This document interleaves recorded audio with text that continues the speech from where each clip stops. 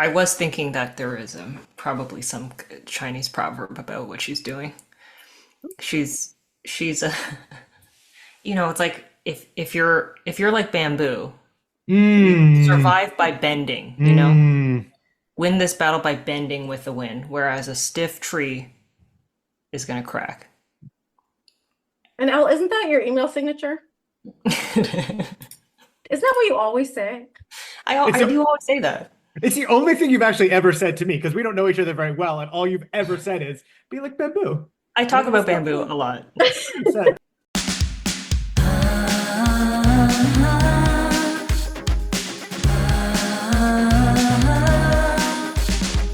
Look right into your podcast app. You'll see there's a discourse happening. Is this book a masterpiece or problematic? One's a lifelong diehard fan, the other's a first-time reader. Both are really smart and funny and attractive. Sweet feather, sweet feather. Titans and hierarchy. Sweet feather, sweet feather. Relentless focus on their bodies. Sweet feather, sweet feather. What do they mean by all American? Sweet feather, sweet feather. No sex, just titillation. I wanna be kind to you. I wanna say things I mean, so I'll say them sooner. Let me tell you soon. I wanna tell you sooner. I wanna tell you soon. Let me tell you soon. And that Brava. was, of course, Sooner, which we are playing in pure celebration and delight of the fact that Pardo and I are joined today by the very specialist of special guest stars, Mhm. Elliot Oh Caroll. wow. There would only be one more special, but she's RIP, and of course that's Francine. Oh, may her memory be for a blessing. And I don't want to rank people that way. You were the one who started with specialist Yeah, of the it's a special. tier. You were It's a tier. We're so excited. And isn't it wonderful that it happens to be and the kind of stars aligned? It's also our 50th book, not our 50th episode, okay? And let's be clear, because we have all our little side ones. We got our little mini-sodes. We have our super thrillers, super editions. So there's been now 50 books, though. So it's probably going to be our 58th episode or something like that. But we're going to be on book 50 today. And book 50 is Out of Reach. And this is our Asian book. And so we've invited Elliot, of You don't course, have to say it like as that. our kind of Asian Canadian correspondent on the scene here. And but wait, first I think we have to give the story of how Elle has. First of all, Elliot, why don't you say hello? Thank you. Hello, and thank you so much for having me, and congratulations on reaching book number 50. Thanks. For those who don't, even though anyone listening to this should already know, They do. that Elliot is one half of Yessie, who sings our glorious theme, and is one whole of Elliot Caroll, who Yes, that's has true. created our glorious cover art. And so Elliot has been kind of instrumental from the beginning. Yes, really, I'm at the heart of this show, I feel Fear like. nothing without you. Can you, Pardo or Elliot, give a little more background about how, in a totally non-tokenizing way, Elliot came to be our guest star on this Asian episode? I really think you should stop calling it an Asian episode. That's probably fair. No, but Al, like we have to explain how I'm not being racist, because like the whole thing is this was a joke from a while ago, and like we kind of need you to explain that so that like I don't get canceled. So like, can you just go ahead and do that? Yeah. Oh, I see. Yes. You want the Okay, Asian to stand in the front and take all the blame? we're gonna bring you in to Wow. solve our DEI problem. Okay, then we're gonna give you an impossible task, not support you, not give you the resources or any kind of infrastructure or anything, and then we're gonna blame you when it all goes to shit. I'm ready. I was informed of the existence of Jade Wu a while back when I think you had mentioned early on because you thought that was the only thing I would be interested in discussing. You mentioned the existence of this character, And when I heard that this book had finally rolled around, I thought to myself, representation matters, and I should help represent that matter. And That's that's so beautiful. funny because not to literally speak over you and like be having my voice be louder right now, but I actually do kind of remember things a little bit different. And I'm not denying your Wow. reality. I absolutely salute your lived experience. And Cool. I absolutely, as a listener, would believe you more than me. And I still feel compelled to sort of share my version of events, which is that when we were like starting the podcast and you were doing our art and our song as part of your diligent and typically thorough, holistic, and robust kind of deep dive into the world before you start kind of creating, you were looking at the different books. And as I recall, you mentioned Jade Wu to me. And to be funny, said, I should guest for, because we were talking about the possibility of you guesting, and you were like, "Oh, I should guest on the Jade Wu episode. You probably want me on the Jade Wu episode." And since then, we've been like, "Oh, haha." And then, like, we actually were reading it, and then I followed up with you on that very hilarious joke. Okay, because obviously, Mhm. whatever. But so anyhow, that's how I remember things. It's possible.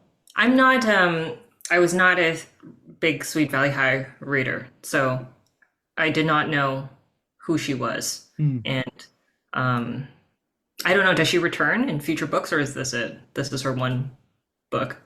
It is unfortunately the policy of the institution that racial minority characters only appear in books about them having some sort of racial identity crisis, or like, That's fair. or that their race is like a problem for the book. They don't necessarily have stories or experiences outside of that. And so, naturally we may bring up the question of, are the books sort of doing the very thing that the characters are describing suffering, which is being kind of racialized and marginalized. And this is a question we can certainly raise.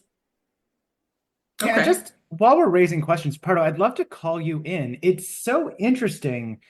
We've read so many books, like, for example, Alone in the Crowd, that are about like songwriting and the power of music to convey emotions and to form connections. And you didn't think to grab Elliot for that? I mean, there's a whole book about like a songwriter. Robert, I literally, There again, is? in my memory, I never started this conversation. Elliot brought it up. I'm gonna agree with you that that is a funny joke. I did not necessarily be the one to say it. Do you know what I'm saying? I do.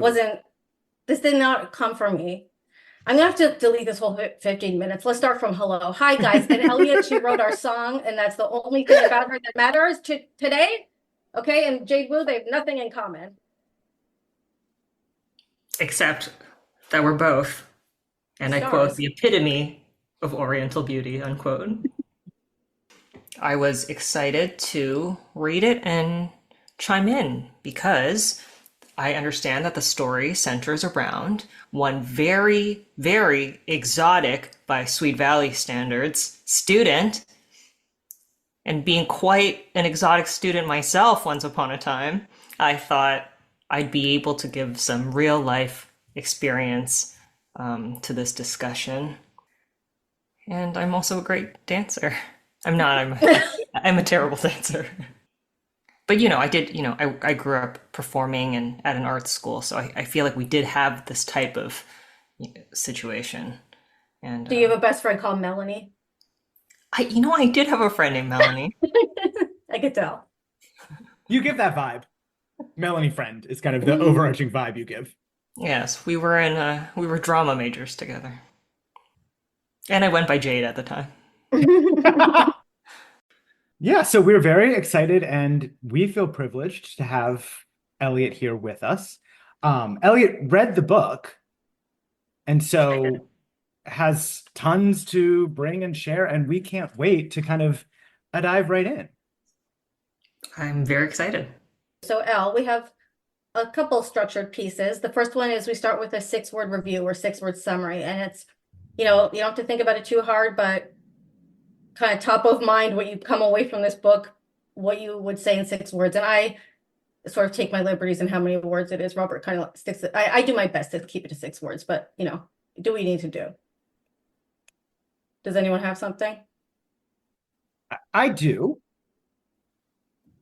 My 6-word review, which is not 6 words, but it's the spirit of 6 words, is Save the Last Dance plus Sister Act 2.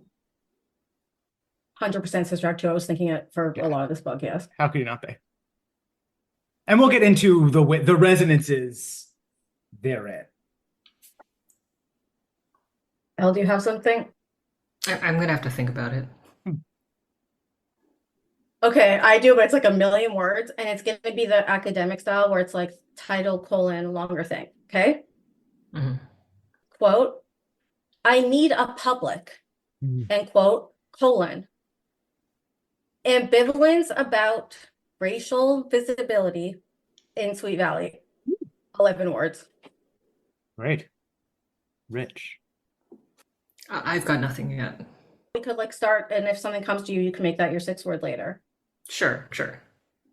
Okay. Maybe I do have one actually. I thought you would. Okay. My 6-word review is jet black hair, almond-shaped eyes. The silkiest and the finest that hair is. Can we touch on that, or do I have to wait till? No, Touch away. whenever you're moved, speak.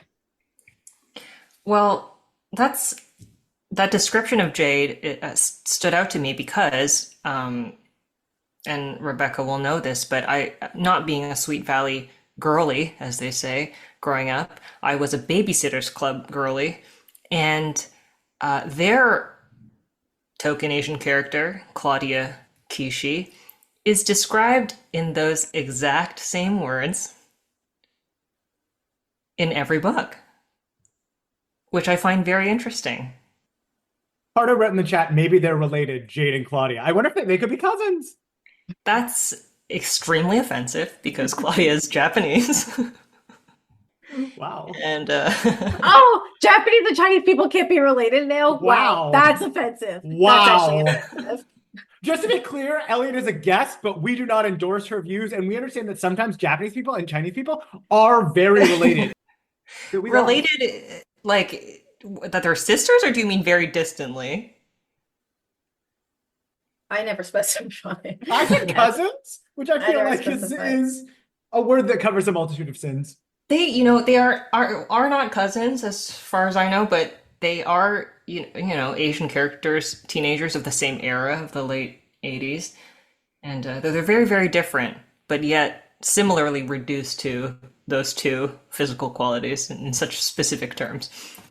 But I actually have I've pulled up an example of the book Mary Ann's Makeover from Babysitter's Club, and I'll read you this description. It says, you know how some people can eat anything and still stay thin? That's Claudia. Her figure is like a model's. She also has silky jet black hair and perfect skin and dark almond-shaped eyes. Did I mention she's Japanese American?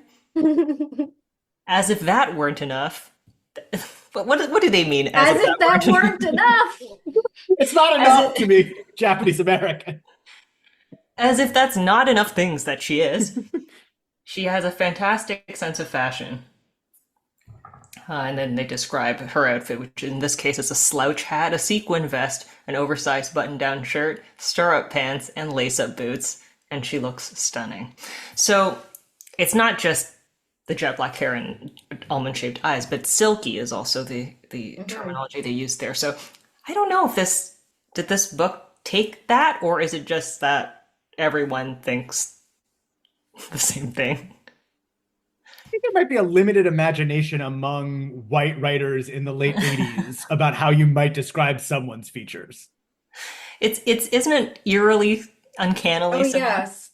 But I feel like that almond-shaped thing, and these are, I think these were, and I guess probably are, like still to some extent, tropes that were pretty ubiquitous.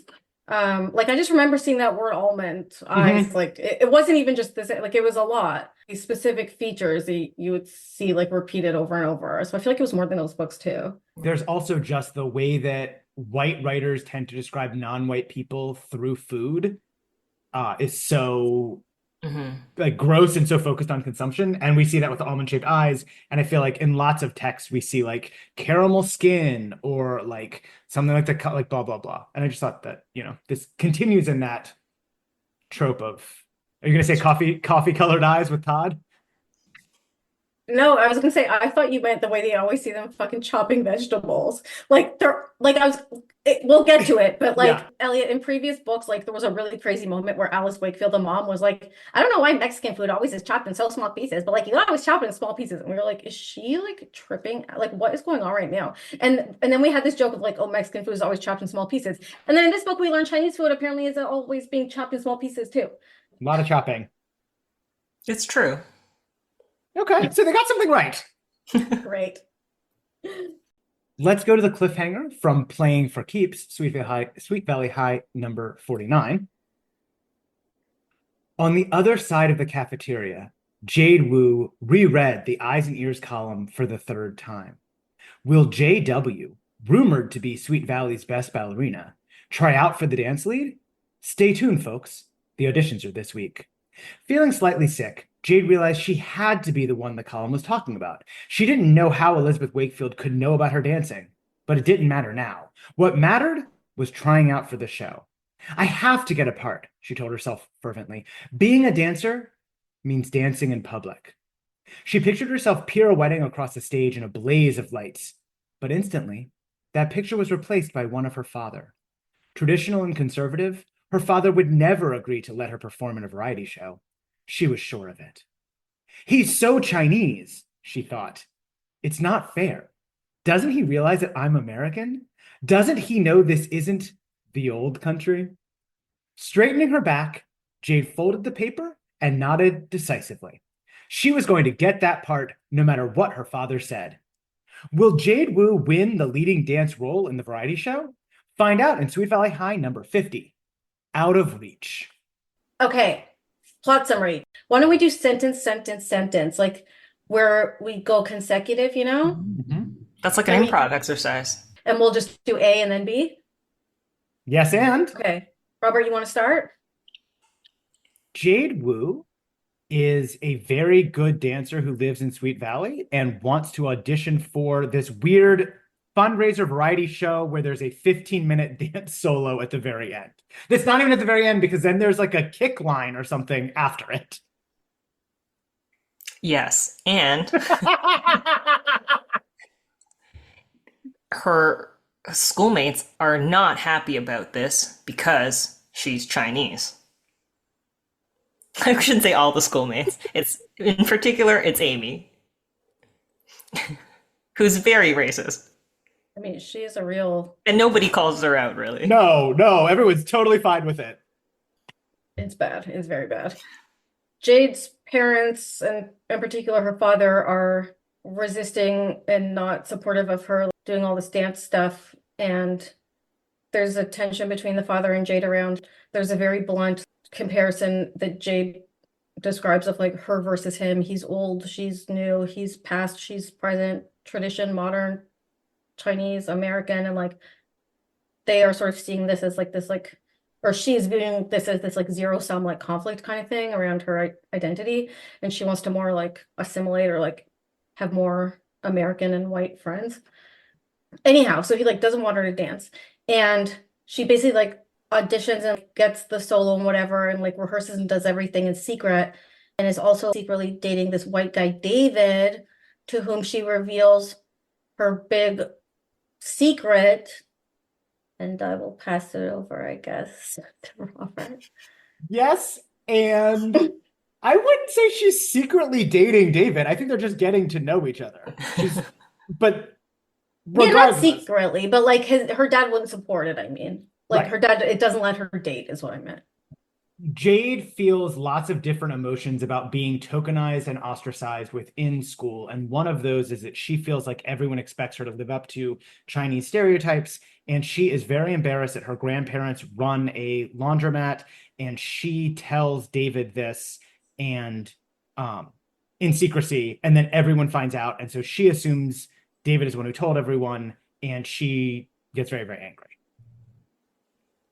Yes, and her mother, who is a Chinese American woman who, for some reason, is still very, very traditional and really supports the father, is trying to support her daughter as well by convincing him to let Jade perform, all while Jade continues secretly going to these rehearsals, of which are daily and lengthy, and getting lengthier. Hmm.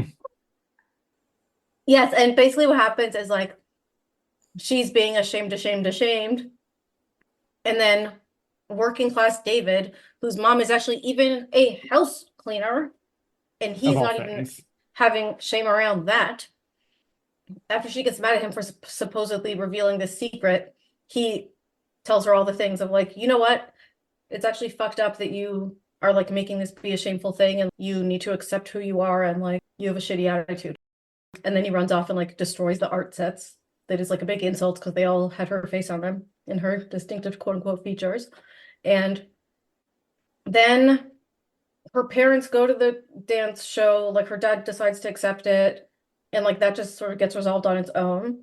But Very, she's very like, quickly. yes. Which is very par for the course in Sweet Valley. Like people change their deep-seated, long-held racist beliefs just like in the span of one 15-minute dance solo.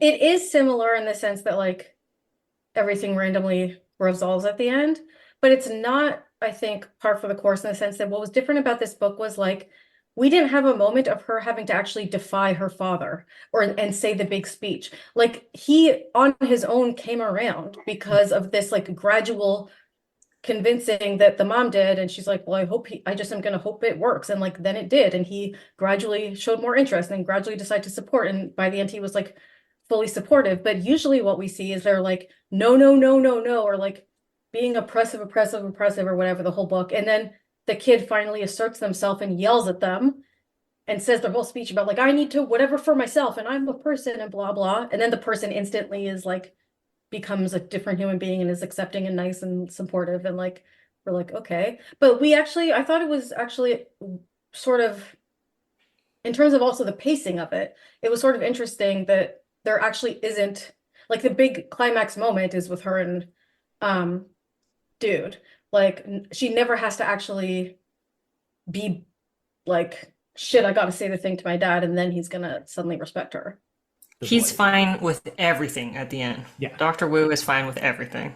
That he moments ago said, I mean, even when he allows her to participate, he says he believes that dancing in public is an absolute disgrace. Which is such an interesting stance. Like, is that's That's not a thing. Okay, I didn't know. Right? There's like, I mean, there's dancing in China. There's modern dance. There's What? I think there's a lot of dance there. It makes no sense because it's like, again, what are his goalposts?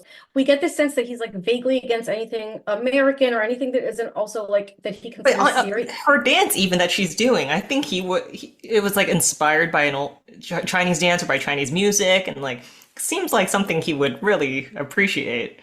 But And you're like, why didn't she ever mention that to him when she was Sure. like, when he's like, why are you doing this nonsense, stupid? But then the thing that doesn't make sense is, well, then why isn't he supportive at least of her ballet? Like the thing she's doing at school, there's this questionable, is it quote unquote modern dance? And he thinks that's lowbrow or whatever. But like he seems to think ballet is serious. So why doesn't he support her dancing and is like, you'll never dance in public in your life? Like, what is this? it's very strange. It's very strange. I mean, he doesn't really support her ballet either. The only reason she can do ballet is because her grandparents, who do not say it, run a laundromat, pay for it. But that's what I mean. Like, why isn't he even supportive of that if he thinks ballet is decently serious? Like, Oh, you know, I don't know. I don't know. I don't know. I was just gonna say that the B plot, having not read these books, I mean this B plot is asinine. Correct. Are they all like that? Yes. No, Almost they're not always. all. No, there's a. Don't give me eyebrows about that because what I'm saying is real. There's a subset. That's a subgenre of them, but they're not all like that. Like That's true. I could name like maybe 5 or a few more that were like that, but there's a whole bunch of other ways that they are that aren't that silly and that have a little Okay. more meat. or interest. Mhm. But go ahead. Elliot, you want to take it? The B plot is very relatable.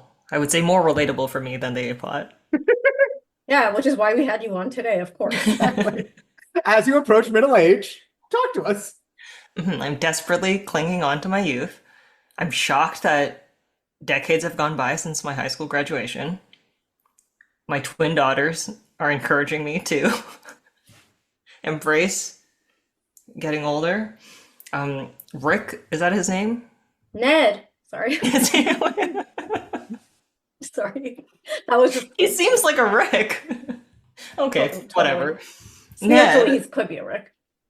Is Ned hot? Do they talk about Yes! Yes! We talk about it yes! Oh constantly. my God. This is This the is like only the book. only. Elliot, it's like the other 49 books have at least a paragraph and a half about the girls, the son, himself, the world, just talking or thinking about how hot he is. And like the girls think about it all a lot. If he's like bending over, reaching for a paper, they're thinking, look at his physique. If they're like, it's Athletic. always. Very muscular. Okay. Yeah. He's hot. Okay. He seemed hot. Have you given thought to if there's a current casting of a Sweet Valley movie who Ned would be so that I can picture him while I discuss the B plot? Peter Gallagher? Too Interesting. old. Still? much Too old too old. Too old for sure. But like back in the day, Peter Gallagher, like OC Peter Gallagher, you know? Huh, interesting. Even then, I think he was too, because he's only 43. He's 43. How old He's was Peter very- Gallagher during the OC? He seemed older than 43. I mean, Although- I don't know. Whatever, you get my point. So, yeah, that's the B plot. Yes, he's not excited to go to his high school reunion because he feels old, and his whole family concocts this cockamamie plot to make him listen to rock music and go to the beach disco to get him to appreciate being in his early 40s. I mean, Elliot, I was just saying the trope of cockamamie scheme, everybody kind of like trying to reverse psychologize, that is very common. That is very like, he's upset about this thing. Let's lean into what he's doing, and then he'll realize the folly of his ways. Happens as the B plot in lots of these books. And then also to add, Peter Gallagher was like 50 to 55 during the Wow. filming of the OC. So somebody 10 years younger than Peter Gallagher. okay. What were you going to add? I'm sorry, Pardo. No, same thing. Yeah, like specifically, I think with the Wakefields and how they parent, the way that they handle any situation is like a stunt. And like, yeah, often that involves a coordinated reverse psychology campaign. Like there was one time the son Stephen wanted to like quit college and go work on a ship called the Bellflower. And Mhm. they all decided to be like, yeah, great idea. Because like all he wanted was actually attention. He actually didn't want to go on the Bellflower, so they just like egged him on, and then the same exact thing happened. So that's kind of how they deal with each other. It's really healthy. It would be nice to just get kind of Elliot's first impressions. I don't think that it wasn't the first SVH that you have read. I know you also read Slam Book Fever because I had an extra copy lying where I gave it to you, but I'd love to like take a minute and get your first impressions just like on the book and on the world and anything you want to share with us. I don't know if they all start off like this, but to me it really starts off with a bang. I think it's on page 2 that you have this character Amy saying, but she's Chinese, so she doesn't look right for the part. And I was like, whoa, Amy, that's not okay. And the fact that her friends who are our main characters, like Jessica, and like they don't say anything to her about it. So I was like, what kind of books are these? What kind of people are these? Mm-hmm. This is not a Babysitter's Club situation. I'm not accustomed to such bold youngsters. Well, they're bold in their racism. They're not bold in their standing up to racism. So it's kind of an interesting. Right. There's some boldness and some kind of deafening lack of boldness. But we do, so to orient you we haven't had this overt racism before, but we certainly have Orient. had. I think we all heard that. We've had fat phobia, where people are saying all sorts of clearly fat phobic things. So these books are no stranger to characters saying deeply offensive things and having it go completely, entirely unchecked. As far as like how the degree to which Amy has any kind of accountability, which is basically nil, I did think it was so insidious how like they keep letting Jessica off the hook by making her distracted and not really listening. Did you notice this? Like it'll be like Amy said something and like Lila either like half responds or is whatever, like doesn't really do anything. And then Jessica, there was like 2 or 3 times specifically where it was like she couldn't really focus on what Amy was saying because she was thinking about other thing. And I'm like, isn't that Right. convenient? Right. It seemed very intentional. I found Jessica very sus. It was sus. That's fair. I'm surprised also by how, I mean, I listened to an episode where there was a drug thing, which is like a very heavy topic. So I see they don't shy away from this kind of thing. But I would say the topic of this growing up in a traditional Chinese family and like the conflict that she might feel. I mean, it's a heavy but very specific lived experience that I don't know where the author is. Are we in ghostwriter land at this point? Book number 50? I don't know where they're getting this from. I don't think they know what they're talking about because the situation they describe seems like someone's idea of like what that conflict might be, but actually makes zero sense, and I don't think this is a real thing. So I feel like that's quite a choice to make this whole book so focused on this if they know nothing about it. Well, it's like they saw that they were probably like, well, guys, this was their meeting. Well, guys, it's happy January 1st, 1990 or 1989. And like now that we're being in the 90s, like we need to talk about some stuff. So white person, you get the Asian American identity book. So they're like, okay, let's address some big T topics, but with the like bluntest, broadest strokes, reinforcing a lot of stereotypes and a lot of it is pretty lazy way. That being said, like we said with the other racism book, or like race and racism book, the way it depicts the problems of racism is pretty blunt and pretty problematic. Some of the psychological insights or the like interpersonal dynamics do seem real or compelling. And like I did find some of those in this book where the tension or the ambivalence or whatever felt real. Yeah, there's definitely some parts that I would say are relatable as well. The dating part and with this David Prentice character, that is a thing. Parents not approving of certain people. I like David, by the way. He seems very talented. Yeah, very talented. He really rendered her beautiful features clearly. Yeah, he has a huge job at this show. That's why he has a fancy title.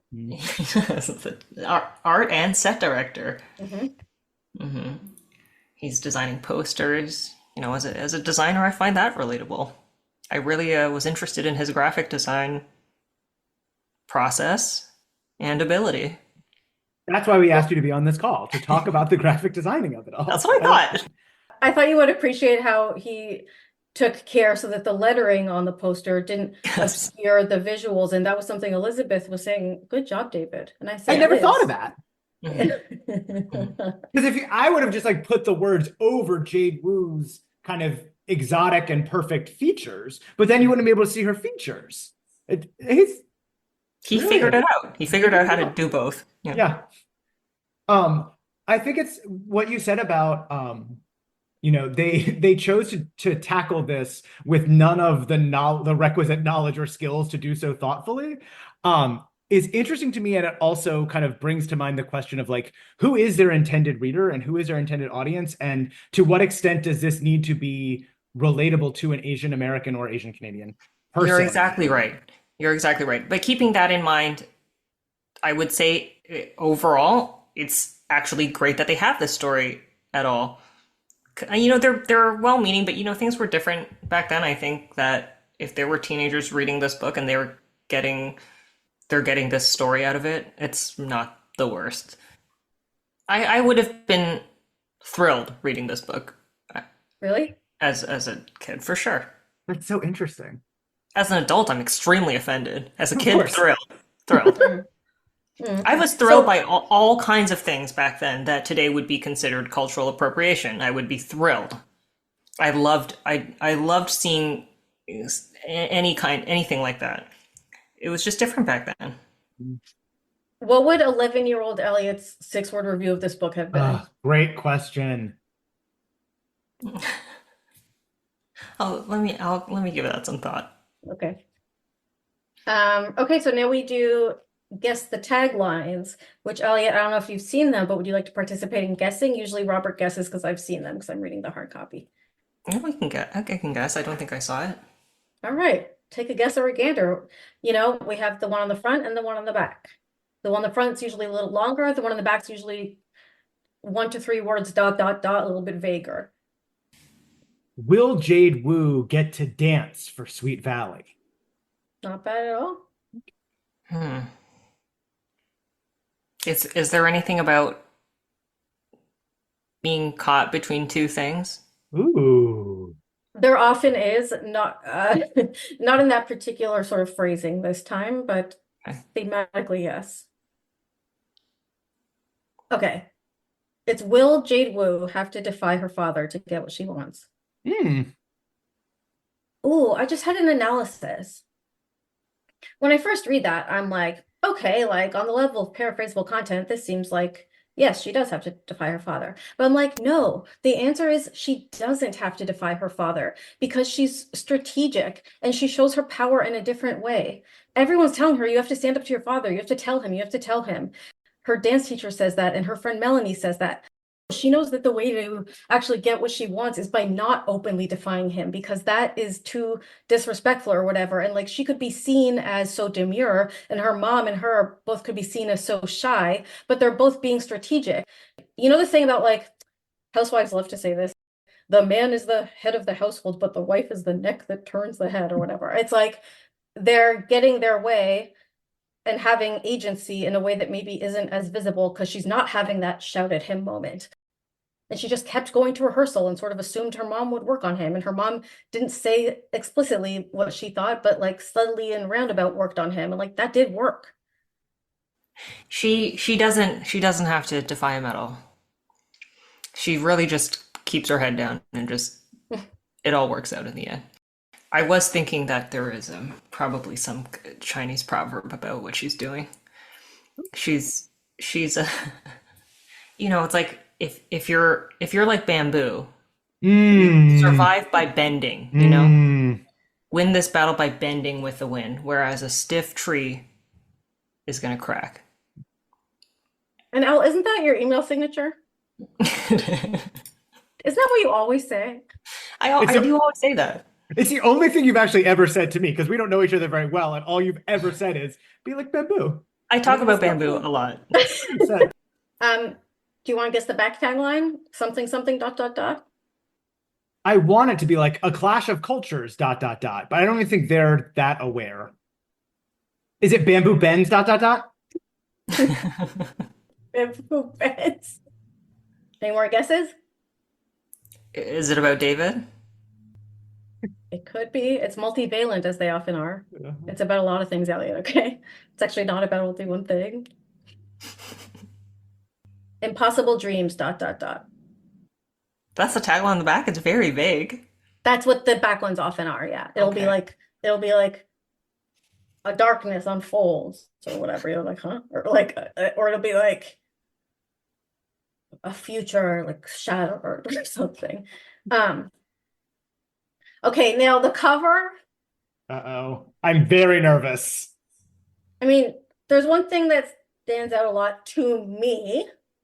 Curious what you guys are gonna think. Let's take a look here. Can you see? Hmm. We've got Jade Wu looking off to the side. Her expression's a mixture of forlorn and demure. Is this Elizabeth? Yes, oh my gosh. Good on you, Elle. This is Elizabeth, who I think is barely has an interaction with Jade in this book, and until the very end for maybe half a page. But she's comforting her. She's much taller. I think this is to emphasize how petite Jade is, and she's got a thick turtleneck on. Mm-hmm. And the signature lavalier. She always wears that necklace. And the signature barrettes, which they do match the turtleneck, which is cute. And Jade's in her little dancer. She's in a little leotard. And Yeah, what she's is got a it towel around her neck. Is it a towel? Yeah. You probably can't see Robert on Kindle, but you can sort of see I think it's a terry fabric, and you can see the trim is like looks like a towel. Like looks like a towel. It's giving towel. To me, like the size differential here is crazy. Yeah. I mean, Elizabeth looks like a giant. Like Yeah. what they have done here. Jade looks like fit in a thimble. Like this is crazy what we're seeing. This is not normal. Like normally you would see Elizabeth, there would be like an inch between of space over her head. They made her, it's just like, this is, wow. They've made her very small. Yeah, I mean, it's like Elizabeth is really approaching the camera. Her head is just enormous. And Yeah. Jade is like receding Her from head the is huge. Her head is huge. She looks I've like a never seen, bobblehead. she literally looks like a bobblehead. Like Yeah. she actually has the dimensions of an actual bobblehead. Like that's crazy. Elliot, you should know that like a lot of books have a component of like Elizabeth trying to make herself save people and help people and like be the star of a story and get involved in shit and like spend all her time worrying about girls she barely knows. It's very, very common to like see her randomly helping or expressing concern of like some girl she barely knows on the cover. She shouldn't be there, but they can't put Jade and David Prentice because we've never met them before. No one cares about them. So they're two new people in the book. You gotta have at least one blonde. Right. Usually. Right. Them the rules. Sorry. Yeah, we don't make the rules, okay? But we do enforce them. All right, and now we typically go to the engine that drives the boat, which is what we call the first couple of paragraphs that Robert likes to read, and we look at them as kind of having a kind of propulsive narrative energy, kind of driving the thrust of the story. Isn't that right, Robert? I do tend to use the word propulsive more than one should, yes. I'm so excited about the show, Amy Sutton exclaimed, her gray eyes shining. Don't you think I'm just perfect for the solo part? It was lunchtime, and several girls were crowded around a table in the cafeteria discussing Sweet Valley High's upcoming music and dance show, which was being staged to raise money to start a dance program so that students could take modern dance or ballet as an elective. That's one sentence. Or whatever. That's actually so funny. I mean, it's really hard to say. It's a mouthful. I haven't heard much about it, Carl Walker said. What kind of acts are they going to have? I don't remember there ever being a show like that here before. Miss Belisario, whom we don't know, is directing it, Amy answered, glancing at Jessica. Only no one knows yet who's going to take over as student producer now that Maria Santelli had to drop out. Maria, one of the cheerleaders, had to give up her position when she got very ill with the flu. Anyway, there are going to be auditions the day after tomorrow. That's Wednesday, right? Supposedly, Miss Belisario wants to have lots of different acts, though dance is most important. I think the Droids are going to play one of their songs and some musical numbers. You know, people playing instruments and stuff. Her eyes gleamed. But the big solo before the grand finale is being reserved for a really good dancer. And that's what I want to get. I mean, is this not the first impossible dream that we encounter in the text? Mm-hmm. Yeah, we really haven't given a lot of thought and attention to Amy's kind of out of reach goal, and poor Amy is grasping at this, certainly. So we get the girls talking about what's what, and Lila and Jess both know that Amy has a kind of inflated confidence vis-a-vis her dancing, and they're both thinking this as she's getting excited, and they're saying, well, wait a minute, Jade Wu, Lila says, I hear is practically a professional, and everyone apparently knows that she's rumored to be such the excellent ballerina, and there's deafening silence from her on why she didn't show up for the Can't Take It With You auditions. Meanwhile, then we get from Amy. Amy stuck her lower lip out in a pout, but she's Chinese. She doesn't look right for the part. The soloist for the finale should be blonde, all-American, like me. I do need to say, like, this is pretty jarring. Like, we haven't heard this type of explicit racism, certainly not a page in or whatever. Like, this is pretty harsh. And the reaction, I do think the reaction is interesting. Lila responds, Jade's American. Just because her father was born in China doesn't mean she isn't American. And it's like, huh, this is so complex, because it's like, on the one hand, she's saying something right about, like, she's American like you and me, but it sort of implies that, like, so if she was born in China like her dad was, she shouldn't get this fucking dance rule? Like, what's wrong with you? The most spectacular part is that they say she doesn't look right for the part, but it's really not a specific part. Yeah, exactly. The part Exactly. is It's not like solo a certain dancer. character or anything. It's just having any attention on you. It's Yeah. up. It's just the part that is. Yes, Yeah. it's not good for optics for this show. You No, know, it's crazy. And what's interesting is Amy starts by, so I hear Jade Wu is practically professional. Amy's first objection is, but you told me Jade's only a sophomore. And then Jessica laughs and says, so what? If she's the best for the part, Miss Belisario will give it to her for sure. Which seems like kind of that's a run of the mill. That's the kind of interaction we would have in any one of these books. We've had in the past, like, a sophomore can't get this role. We're juniors and seniors. We deserve these things. And for her to jump from that to, but she's Chinese, using basically kind of the same sentence structure as if she's like running through a litany of objections that she has to Jade Wu, is interesting and troubling. It's also interesting because if listeners to the theme song know, there's lots of work in the early books about what it means to be all-American. And we've had the twins described as all-American over and over and over again. This is the first time it's kind of being deployed and then immediately kind of questioned. At the same time in the book, I did notice there is also, like, weird conflation and ambiguity of how American and white are used. And so they are conflated in a weird way. Jade is talking to her friend Melanie, and she's trying to express her frustration and her challenges, and Melanie is not really getting it. I think part of the way that she doesn't get it is also still in this kind of exoticizing racist way, where Jade is complaining about, like, functional things. Like, I want to do this thing, my dad won't let me. I wish my parents were more like yours. And Melanie's like, my parents aren't as strict as yours, but your parents have such interesting backgrounds. I love listening to their stories. When your father starts talking about what it was like to grow up in China, and there's this kind of, like, Melanie is not able to respond in a way that is helpful or useful to Jade. And I feel like this is a common thing that we see all the time, which is just like someone is talking about a problem they're having and someone else is like, oh, it's not a problem, it's great. Yeah, or like focus on the positive. Yeah. It does reinforce this thing of, like, Elle, when you were talking about the description of Claudia in Babysitter's Club, and it was like she had the almond hair and the jet eye, or the almond eyes and the jet hair and the silky smooth, and then it was like, and if that wasn't enough, she also had cool fashion sense. Like, I think part of what that was implying, it's like this inherent interestingness of non-white people, like, and that's something that Jade finds frustrating and marginalizing, is that everyone is like, well, we're just interested. It's so interesting, and your background is interesting, and our background is boring.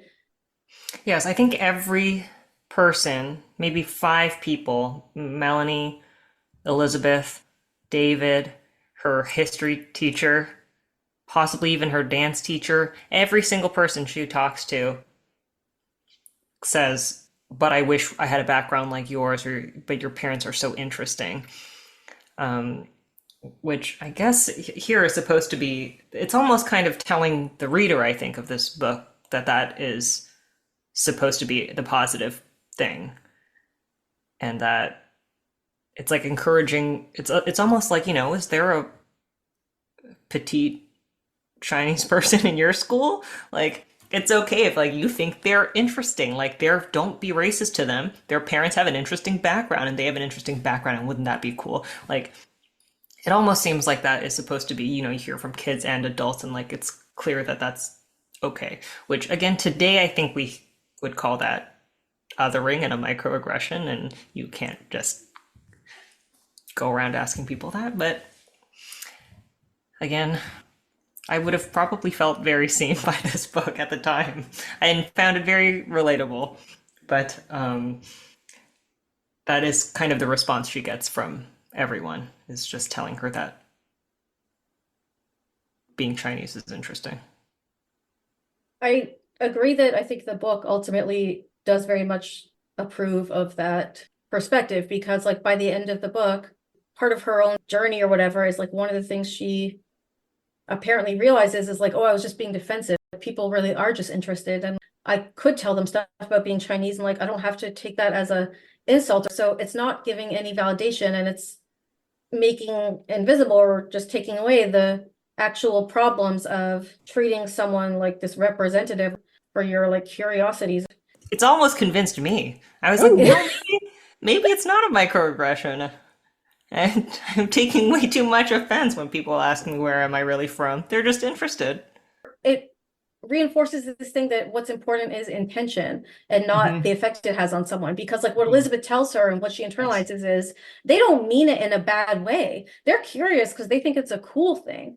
And it's like, well, that doesn't mean that her feelings of being bothered by it is invalid. And that doesn't mean that like they should continue doing that and she should be cool with it now or whatever. Like, Yeah, the book situates the problem within Jade. Like it's her problem that she's not flattered by it. And by the end, she's like, maybe I should be flattered by it, rather than thinking a little more deeply about that. oh, that's why I feel so complicated about this book because it's like, on the one hand, I feel like it's really fucked up that it's like the problem in the book is like her own internalized shame and like racism and like her journey is like being proud or whatever, when it's like not making the story or taking accountability to like the actual racism that she's experiencing, especially since we don't get more books about it. Because you're like, oh, well, that is a real thing. Like people do experience like shame and like internalized racism or internalized sexism, homophobia, misogyny, like whatever it is. And like that is real. And that is, I think, an important thing to depict. But the problem is like not when that's the only story we're getting, and not when stories like what she's experiencing with Amy and everything else like isn't getting as much description and acknowledgement of how powerful that is. I agree. I concur. Can you please amplify my voice Yeah, for seriously, I once just in your feel like goddamn life? she's being silenced and you're silencing her. It doesn't feel like the book is criticizing the history teacher. It doesn't feel like the book is criticizing any of these people. It's only really criticizing Jade. And at some point, a little bit her dad, I guess, for being too, quote unquote, and I am quoting here, old world, and living in the past. I'm quoting. That wasn't in the book. You're mean. They throw in that her father is distrustful of Americans, which I also think is interesting and maybe excessive. I think there's a reading where it's also fair. Like, I think lots of people could be distrustful of Americans and be justified in that. Oh, we So, definitely are now, for sure. right? I mean, Well, I wrote, why is he distrustful? Like, if you're going to say that, it is a great entry point to talk about whatever he has experienced that has made him feel that distrust. Like, what, if you're going to tell us he's distrustful, then he probably has a reason for it. So, like, Yeah. why don't you tell us that to give him a little bit more backstory and, like, explanation? You got anything to say about her conversation with Melanie? Right. She encourages Jade to just talk to her father. And Jade's explanation is that dancing is okay as long as it's private. She's like, I can't talk to him. She's like, the only hope I have is talking to my mother about it. And it's like, she's right. I like that she actually figured out how she needed to do it and she did it, you know? Mm-hmm. That's the way of the bamboo. Jake's right about to be getting on the downtown bus. ooh. Yes, this is very exciting. Do you have a long history boy? with buses? Pardon me? Do you have a long history with buses? I do. I do. I love a bus. Oh, great. My favorite movie is Speed. Is that true? That can't be Yes, true. Is that really true? it is. It's my You all-time love favorite. a bus. I love a good bus. And on this bus, the 23 bus, is when she meets a very special white young man. And it's like, he's so big and she's so small. It's like he's over a foot taller than her. And he's like, oh, I sort of recognize you. Don't you sit behind someone in something class? She's like, yeah, I can't barely see the blackboard of how tall he is. And you're also being the tall one. And I'm so small. And then we learn right away Mm-hmm. about David's working class pride. Because she's like, I have dance class or whatever every day after school. His Go ahead. response is, wow, that's great. I wish I could afford lessons. I paint and I'd love to be able to take a studio class, but my mom's the only one around to support all of us. We've got 6 kids in my family and there just isn't any extra money for lessons. And I David was like, needs someone to talk to. He has been dying for someone to give him a chance to talk because this has been really, well, sorry. even Jade is like, huh, he didn't have to tell me all that. And she's right. She grows to appreciate it. But I mean, No, David's intense. I mean, when he rips up the posters at the end, he has big feelings. David has big Yeah. feelings. He feels deeply. He does. He's a graphic designer. and a bus lover. I don't know if he loves the bus or just has to take it, but That's true. That was. Yeah. he's a bus rider. He's a bus rider, at least. I hope there's not a bomb on this bus. Oh gosh. Oh, do you know how fast they had to keep the bus going? 50 miles per hour in speed. This is book number 50. Wow. So then he's like, you should try out for the dance show. And she's like, I don't know about that. And then chapter 2, we get into Ned's midlife crisis over dinner. I- Oh, it's such a sitcom trope. I feel like every sitcom, there was one episode where there was going to be a high school reunion and they were having these feelings. And most of the research on midlife crises shows that they're not actually real. They're almost exclusively observed in upper middle class white men. So That I mean, I makes guess them they're not real. That makes it not real, Oy Robert. vey. So no white man experiences something that's actually not real. It's actually fake. It never happened. That's called gaslighting. Heard it here first. White men don't have real experiences, says Robert, the PhD, the tenured professor, in I charge just- of $500,000 for Queer Hope. When we talk in developmental classes that I have taught and been in, when we talk about midlife crises, we present them as media makes us think that midlife crises are a universal fact and everyone just has one and you should just be ready to have one. And research does not bear that out. Well, I heard that what women are saying is that it's midlife crises we're actually reclaiming and we're calling them something else now. I forget what it is, but it's like midlife awakenings or like midlife like growth moment, or like it's something where it's like something's being like born, like midlife, like Elliot, have you heard this? You know what word I'm thinking of? Mm-mm. Have you seen this on your Instagram or something? I guess I you're have not old not. enough. You're not old enough to Yeah. get these on your Give it a Instagram. I'm couple getting years. these, I'm getting these in all kinds of other stuff, but anyhow. He's like, I can't go looking and feeling as middle-aged as I do to the high school reunion. Everyone will laugh at me. I've got to do something to make myself look younger. That's all there is to it. And he shakes his head. Then we get the chopping. Mm-hmm. Right into the chopping meat and vegetables. The introduction of Mrs. Wu, who is a plump, pretty woman who wore conservative Western clothes and had a shy, slightly humble manner. Although she had been born in America, Mrs. Wu still believed in old-fashioned Chinese values. She thought women should defer to their husbands as children should to their parents. For that reason, she almost always took Dr. Wu's side if he and Jade quarreled. And for me, this was a really interesting setup to what actually takes place in the text. Say more. Because she helps Jade. Yeah, because she helps her child not defer to her parents, and she doesn't defer to her husband. I feel like she's bambooing all over this. Mm-hmm.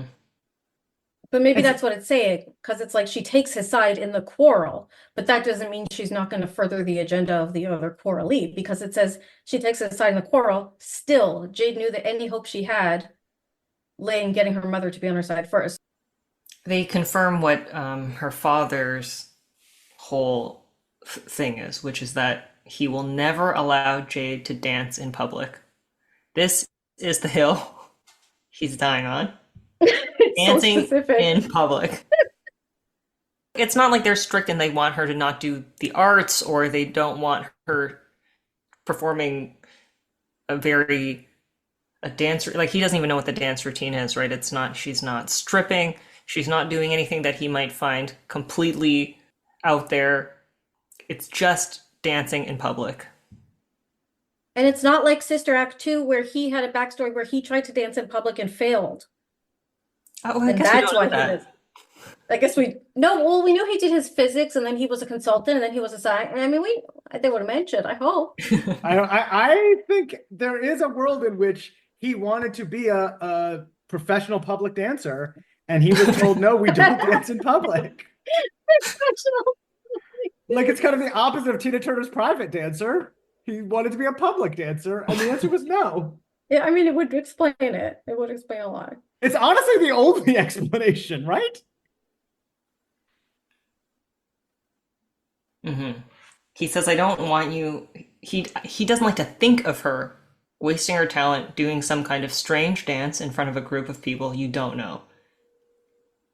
Is there a world in which what he's trying to say, and I'm not saying his English is limited, I'm just saying he's trying to frame it in a certain way, is like, if you were doing Chinese traditional dance in front of a auditorium of Chinese people who we kind of quote unquote know, that would be fine. But this public, anyone could come in, anyone could see you. Is there something that, or am I? It's nothing.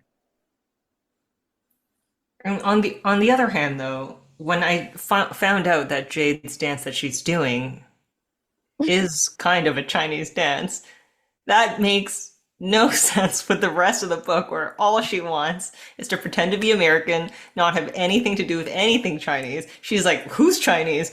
And then her whole dance is using this like Chinese song, and that is that leaves me with some questions. And she doesn't mention anything. Like, that seems like she's pretty proud to show some kind of aspects of Chinese culture to her whole school. It would have made more sense if that had been a last minute decision, where Right. if she's going to suddenly accept this and be proud of it and express it, she's like, you know what, I am going to use a Chinese song. So true. And that would have been great. That would have been cool. But she's like, oh, I'm just gonna forget to mention this to my dad, who's like obsessed with things are only good if they're Chinese. But it's like, again, he's not, and we don't know why, but like he's not consistent. Like, on the one hand, it's like he's only doesn't like it. He's like, if it's some modern fakakta, like a modern dance. But then it's like, he says, would this be serious ballet dancing or so-called modern dance? And I'm like, okay, so again, we get that he thinks ballet dancing is valid. So it's like, Dr. Wu has to get his like perspective in order. It's like really not consistent. Ugh. Okay. The other thing that gets back to Elliot's initial point about like Amy saying she's not right for the role, but there is no role, is she's choreographing this herself. So if she could just be like, oh no, I will do a formal ballet routine if that is what you want, Father. Yes. She has agency here. She has 15 minutes to do whatever she wants. It's quite a gift. All right, scheming about Ned middle age. I know we do have to say it's disgusting. Something's disgusting here that's crazy we have to talk about. Elliot, as we said, they have inappropriately sexual comments about like the parents, like from the kid's perspective, and sometimes like about the siblings. Like there are a lot of gross moments and like a lot about Ned. The fact that their scheme to get him to the beach disco to like overdo the being young, to psychology him into not being young or whatever, the fact that the way that they do that is for Jessica to be like, I don't have a date, so you're gonna be my date, and then not for nothing, quote unquote, is writhing on the dance floor dancing with him. But the fact that it's like, oh, dad, be my date to the dance club is like, that's disgusting. It's also, I mean, we see parallels A plot and B plot with like father-daughter relationships being complicated. And I just wish that Ned and Jessica's relationship, or Ned and Liz's relationship, were like more traditionally complicated and less like I'm gonna fake date my dad complicated. Have people seen My Father the Hero? Only 10 million zillion times. I could sing you the first couple of notes of the first scene. I could sing you the instrumental music right now. Oh, beautiful. Well, so they're similar I won't. dad dating. Oh, you're not going to, fine. Oh, you want me to? I mean, Elliot's begging. Okay, so the visual is a plane landing on a runway, and it goes like this.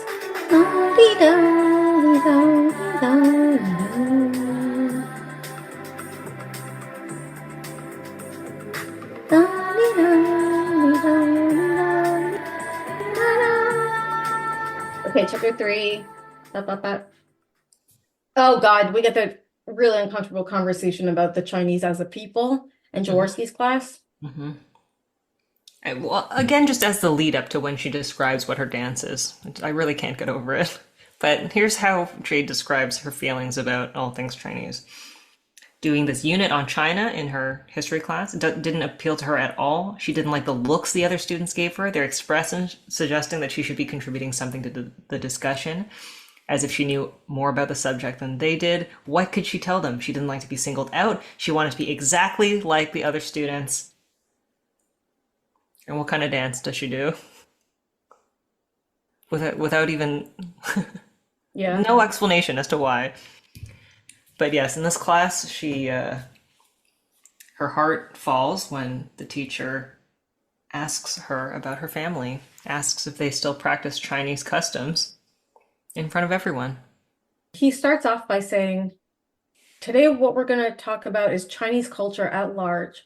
For example, what thoughts and feelings are prevalent in the East and not in the West? It might help us to understand some events of the past 50 years and give us greater insight into the Chinese as a people. So he's very much like saying, not only are Chinese people like homogenous, but also that like Chinese people are so different from Americans because they have completely different thoughts and feelings that we couldn't even begin to imagine. And then he's also making Jade the representative of this. And then he's also saying, for him to say, do you still practice Chinese customs, is like putting China in the past and saying that like to practice Chinese customs would be to live in the past. Gross. So the question is, do you still practice Chinese customs, or have you given them all up? It's very gross. So I have felt similar things when people in these settings talk about queerness and when people in these settings talk about Jewishness. So I like part of this did resonate with me, her feelings of like, don't look at me, don't expect me to know more. I wondered, 11-year-old Elliot, I'm wondering, or 15-year-old Elliot even. Absolutely. This would have been mortifying. Did you experience this type of stuff like in elementary school Or this is high school even. or high school? Yeah, high school. I mean, no, we did not have a unit or anything, but I mean, thinking back, yeah, school in the 90s and what was cool in the 90s and what was on TV and what everyone thought was cool. Of course, I wanted to be like that. And she mentions that before. She's like, if I could just be American, if I could look American, like all my problems would go away and like she wouldn't have to think about this anymore. I feel like probably a lot of kids like me back then probably felt that same way.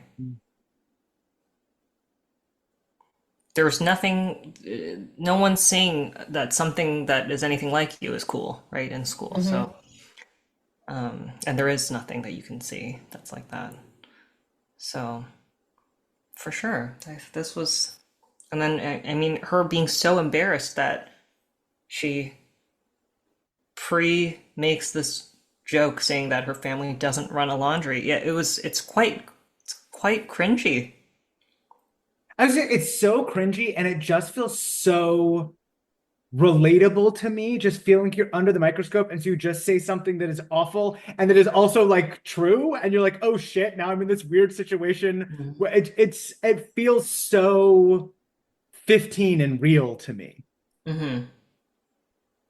Yeah, it is such a relatable thing of when it's like your family or you or your friends or whatever, part of whatever group you're part of, like if someone or yourself like does reflect a stereotype and like the shame of that, and like I agree it feels so real that she would make the joke because she's ashamed, but it's like, again, everyone treats this as like you're bad that you were ashamed of this, which is nice for her to learn she doesn't have to be ashamed of this. But like what it doesn't reflect is how she is like impacted by negative stereotypes and racism, and why she feels like she has to hide that.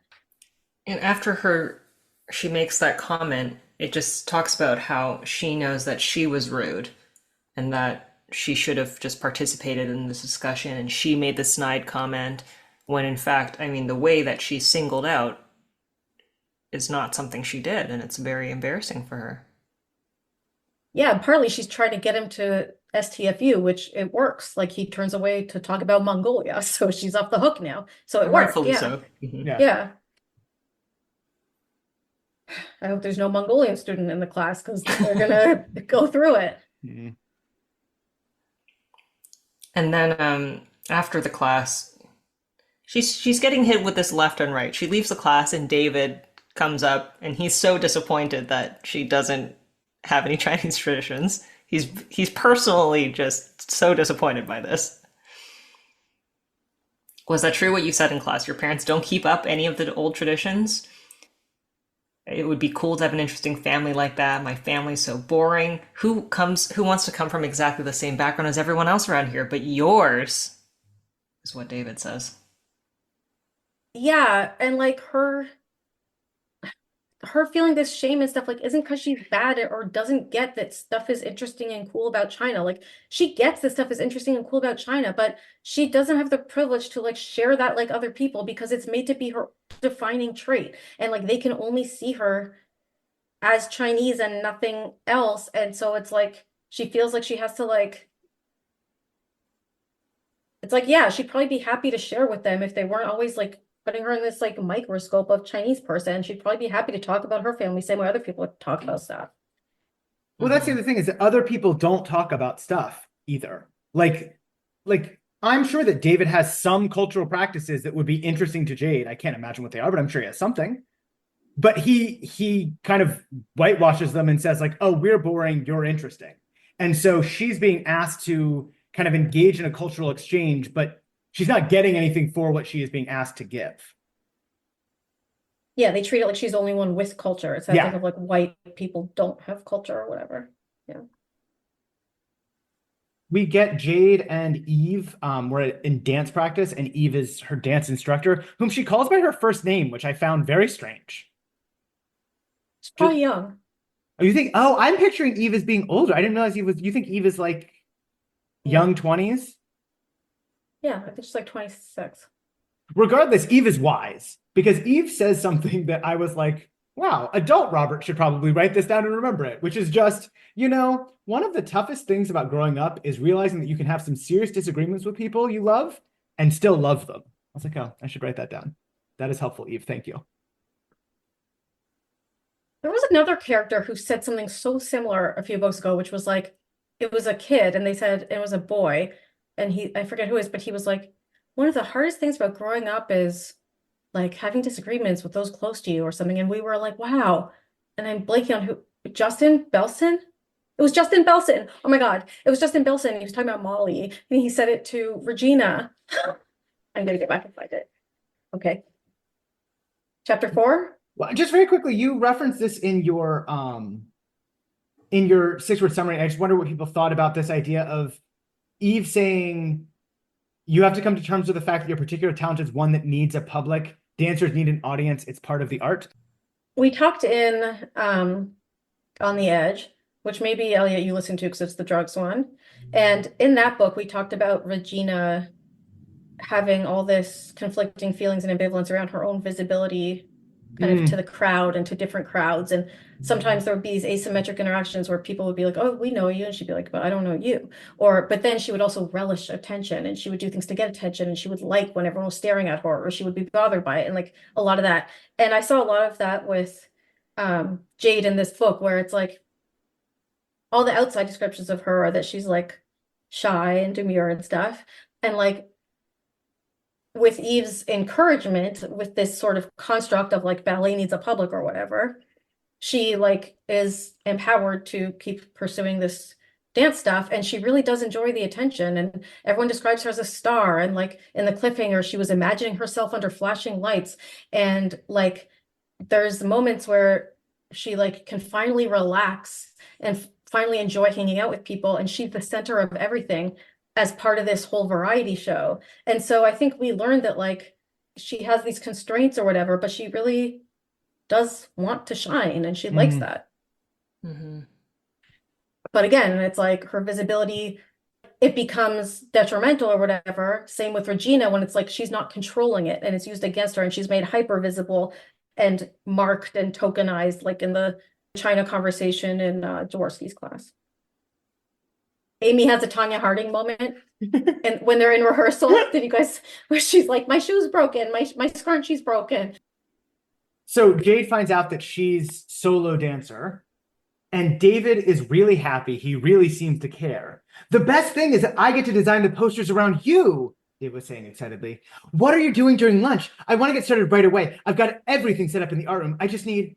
Jade, you're such a beautiful girl. Do you have any idea how great it is to have a model with such distinctive features? Jade flinched at the word distinctive. That means different, right? Not like everyone else. She pulled away. There's nothing special about my looks, she mumbled. I'd like to set it up in a way that uses some symbol of the show, maybe the chorus line as the background, with you in the front dancing. Jade bit her lip. She didn't want to tell David, but she had a feeling her family wasn't going to like this poster, and Jade couldn't help wondering whether she would like it either. David had said something about her distinctive features. Was he going to make her look ethnic? Jade worried. She was trying so hard to look just like everyone else. She's in a hard spot. It's very, very hard not to look ethnic when you're Chinese. It's just one of those things that comes with being Chinese. I'm sorry to say. As we have referred to, Elliot is a graphic designer and illustrator.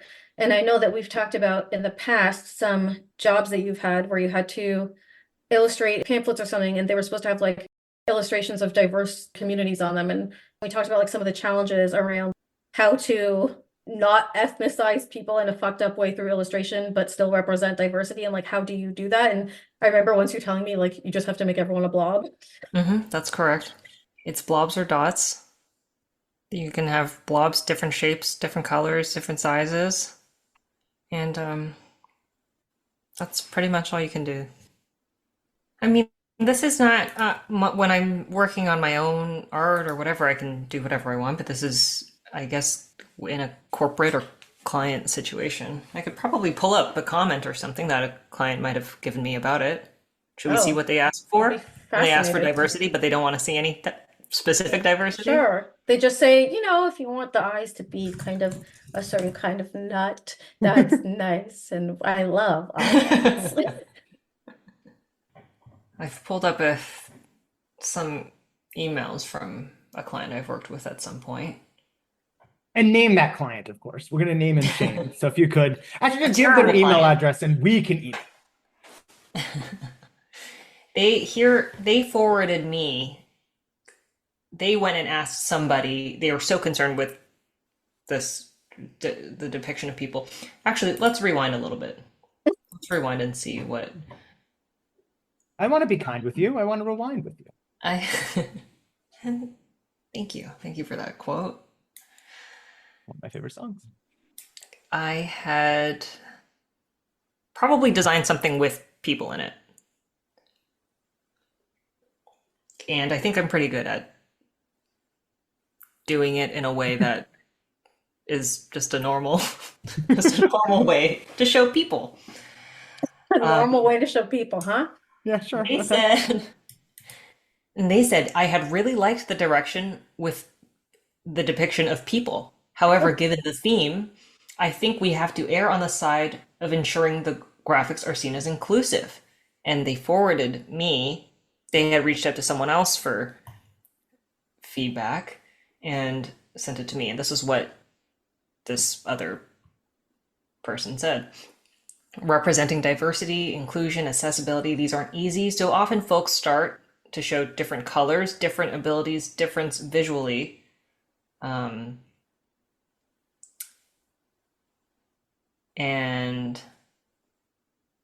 essentially, they send a bunch of examples of blobs. She says, why not lose the people? Have different shapes, not just circles, different colors, lines that are straight, lines that aren't. Sure. No, you can't be serious. Yes. So that client basically they reached out to this person who they considered an expert in which another designer, I guess, Wow. and told me to have to lose the people. So That's I wrote dark. back. I don't remember this exchange at all. I'm pulling it up Ooh. right now. It's been many years. Normally, I just do whatever they want because I don't have enough time to go back and forth on this type of thing, and I don't want to argue with them. But I said, I do have a few thoughts about this. Some of which are why I didn't intentionally depict like stuff like a visible accessibility need in my original concept. I said it's a topic I often think about, both as a designer who thinks and works with inclusivity in mind, and as a woman, person of color, and person with invisible disabilities. I really hit them. I'm like, Triple threat. that's a hat trick, baby. I told them, in my experience, there's a growing tendency to shy away from showing human figures at all, which is why I asked if that was a concern on our phone call and limiting to the use of abstract shapes. It's valid, but not always my approach. I personally don't think avoiding the depiction of people in design and illustration is the answer every time, so as long as what you're depicting isn't offensive, and I have many examples of this. In my concept, I aim to keep race, gender, abilities, etc. undefined, hence the relatively fluid shapes and colors. That's one example of my approach. And I said, anyway, it's complicated and there are many perspectives. I hope this gives you another one. And then I said, that all being said, we have a very limited amount of time, so I'll just do whatever you want. You're like, so blobs it is. And then I believe I came back with some blobs and then they picked that. So That's so funny. Pick out the people. Mhm. That's dark. It Lose is. the people. That's sad. That's sad. So, in some ways, David is being brave by depicting Jade in all of her exotic beauty. He's really standing up and saying, I'm keeping the people in. I'm showing their gorgeous almond eyes, their distinctive features. So distinctive that as he's drawing it, he says, your eyes are so beautiful, Jade, and your hair is finer than silk. I'll never be able to capture it exactly. Her features are so distinctive, they almost can't be drawn. Impressive. I'm sort of evolving on, I think, my thinking on David's kind of diagnosis. First, I thought he just kind of really feels strongly, and now I'm wondering, there's a lot of times where he's like super excited, just like blurting a lot of stuff out. The way he is talking now, I don't know. He's not great at modulation. Yeah. He's not picking up on social cues He could use support with modulation. and social cues. Yes. I mean, just the very beginning, which is, Jade, you're such a beautiful girl, is like, regardless of any other situation, kind of a weird thing for him, a weird entry point for this conversation, I feel. He also kept pushing her to audition for the dance thing when she just met him 5 seconds ago. They don't know anything about each other. He's like, I hope you're really going to consider it. Like, you definitely got to audition. Like, you definitely got to try out. And he's like hammering her about it every second. All right. He's very intense. All right. Rehearsals, blah, blah, blah. We've talked about this 1,000 times, but it is still jarring every time I see, Jade, how long do you think you could dance? Is 10 or 15 minutes about the right length? That's perfect, Jade said. It's so strange. And here it is. Here's the routine that she'd been working on with Eve that lasted about that long. Perfect. A modern dance number that was based on an old Chinese dance. And like, there's no understudy. This whole thing is so focused on her. It's just a 15-minute performance. Like, they should have had it back up. That's true. Can we go to chapter 7? 5 is Dr. Wu says no. 6 is B plot. Wait. Dr. Wu is saying Just to recap how he feels now, he doesn't want her to debase herself and her heritage by dancing in public. Mhm, He says, mhm. Logical, reasonable, well, sure. this time I will not. You are not to dance in public, Jade. Never. And he throws down his napkin and runs out of the room. Which is so strange because that's like teenage behavior. Running out of the room, screaming never and running out of the room. Dad behavior is like saying, you'll sit here and finish your meal in silence as I punish you for trying to defy me. Mhm. We really need the book about like the time he danced in public and like slipped on a banana peel and Yeah. like his brain broke and he almost died or something. Mhm. The only other thing from this chapter is when she's looking at David asks her out and like she has these feelings. She says, Jade had a feeling that David had manufactured an idealized image of her, that she was something special, someone who stood out because of who she was and not what she was. This is just interesting. Like the word we would probably use is fetishize, not Yeah. like that's sort of what she's saying, right? Yes, that's interesting. It's almost at the time that this is, the book is written, the time that this is taking place, and the age that the character is, and she almost doesn't have the words for that. She doesn't have maybe the understanding of what that would mean, but she knows that she feels something not right about it. Because he's constantly making those weird fucking comments. So Jade finally tells David the secret about the grandparents' laundry because he like tells her like, "Oh, I think you are ashamed of my family's working class background and like that's why you keep denying going out with me."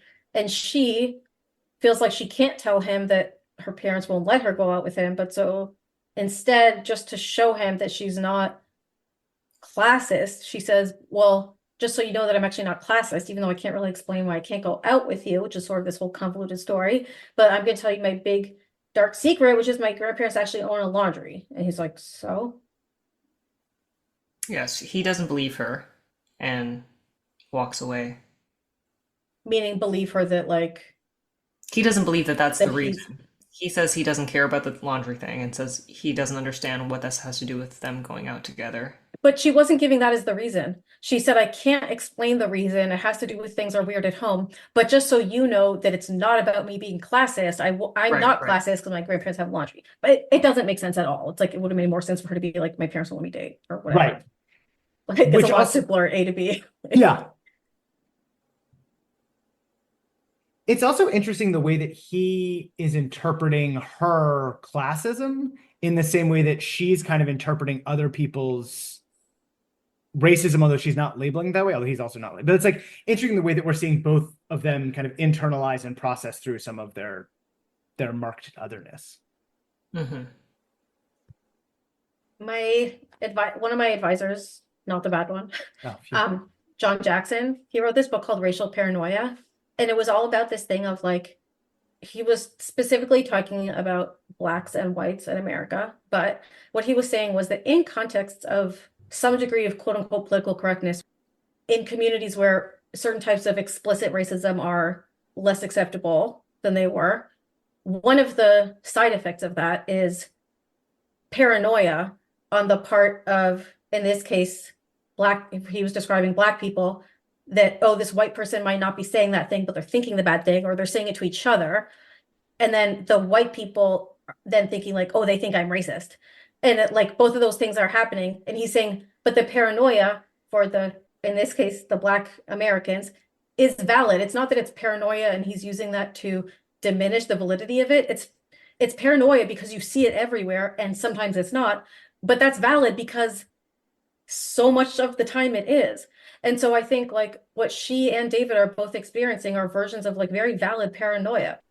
And it's like we get all these little suggestions of like experiences of racism that they may have, like where it's like her dad comes home it's interesting how Dr. Wu comes home in a bad mood and we learn that like someone said something slighting Chinese Americans or Chinese people at work, or like he comes home in a good mood because like his boss was nice to him and it's like he doesn't trust Americans. And it's like, well, yeah, all this stuff's happening to him. So like it makes sense that he is like feels protective or defensive or whatever, right? We get the big reveal that Amy finds out about the laundromat of it all. Sorry, one thing I did think was interesting before she learned about the laundromat is that like when we're getting more about Amy's jealousy and resentment over Jade, I did think it was really interesting that the way Amy saw it, Jade was taking advantage of being the star, quote unquote. And she says that she's acting like a prima donna. And the reason she's acting like a prima donna is because she demands to have water on stage in case she gets thirsty. It's like it does, it's of course ridiculous. And I think it's also realistic to how racial minorities like acting normal is perceived by white racists as like taking up too much space or being like uppity, right? That's like a trope and a stereotype of just existing in a like to exist in a public space is to be uppity, is basically what she's saying. And thankfully they kind of take her down a little bit for that. But she's like, it's like tone policing. She's thirst policing. Oh yeah. Yes.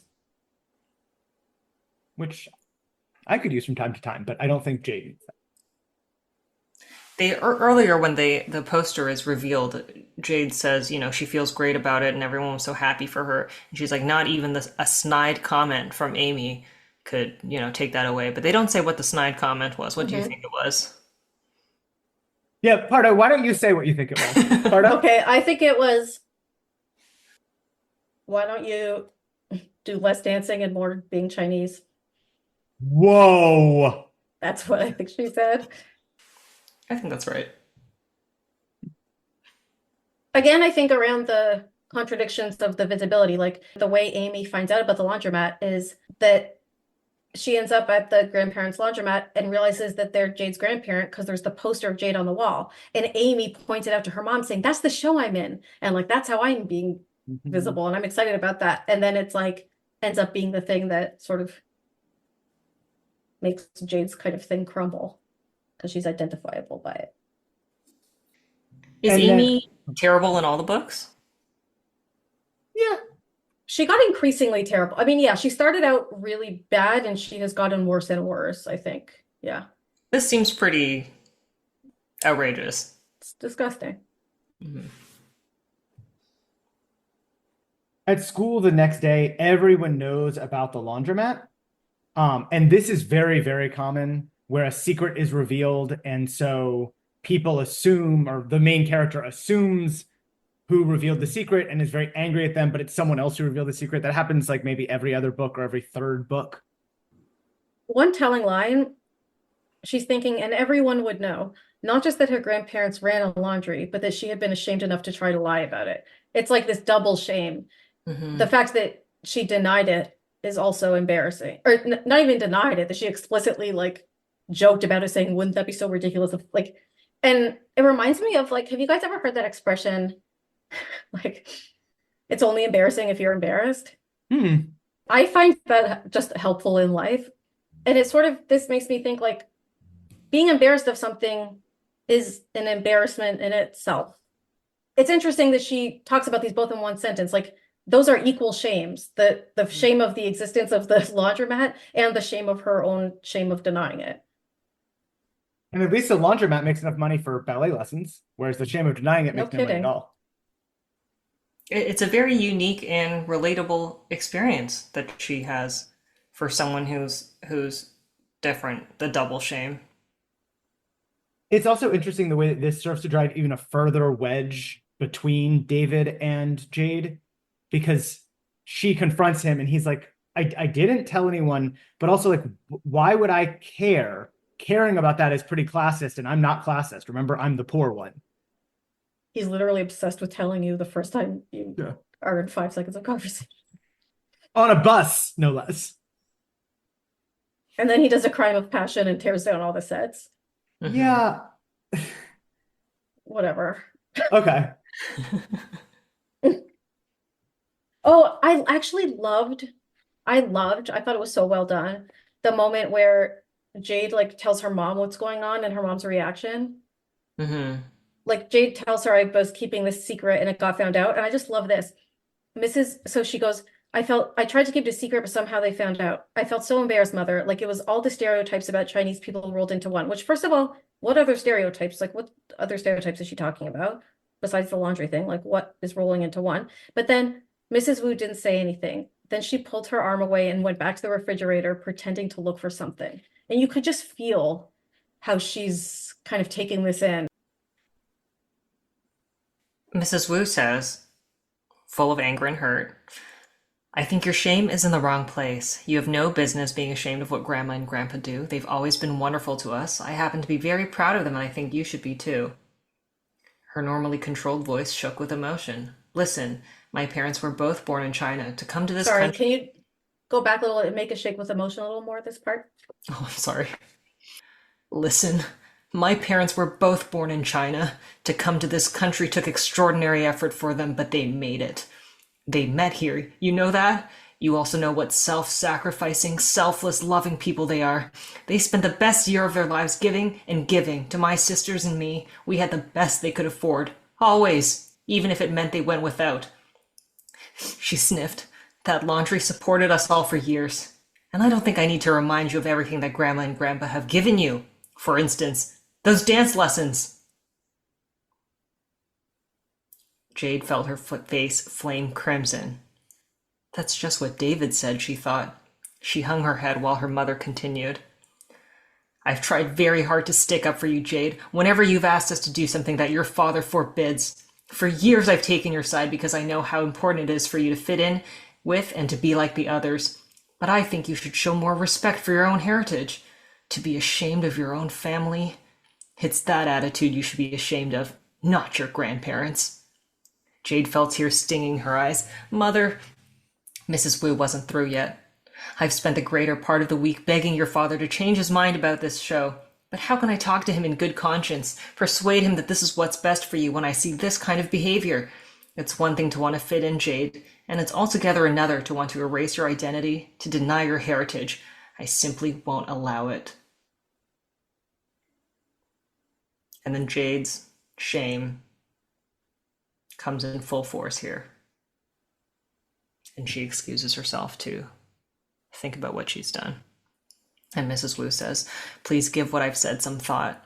I will not talk to your father until I'm satisfied that this show is really good for you, that it isn't corrupting you, making you ashamed of your own people and the person you really are. Then Liz calls and is like, David wasn't the one who said about the laundry. Actually, it was Amy. And she's like, oh no. And then she goes and apologizes to her mom. This changes everything, finding out that David didn't tell anyone about the laundry. This really, the crux of her cultural reckoning is mostly because of this. Yeah, that's puzzling, right? Well, it's the mom got it started. She started having some of the feelings and the realizations, and then this really pushed it. Yes, she says after all the kindness David had shown her, it seemed inexcusable. She was ashamed of herself, really and truly ashamed. And that wasn't the only thing Jade was ashamed of. She had been doing a lot of thinking about what her mother had said and about her attitude toward her grandparents. She realized that her mother was right, and so was David. Jade felt a quiver of embarrassment every time she thought about the way she had reacted, or rather overreacted, to anyone learning about her grandparents' laundry. Her mother's point seemed perfectly valid to her now. What difference did it make what they did? Her grandparents were the most wonderful, loving people, and they had always done anything they could for her, given her everything they could. When she thought of how hard they worked, how good and kind they were to her, she felt overwhelmed with gratitude. She couldn't believe how rotten she had been, as if their identity was something that had to be concealed. And even worse, she was rude to David. Right?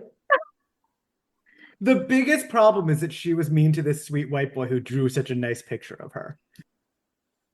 Yes, she gives her mom a hug, but she still has to apologize to David,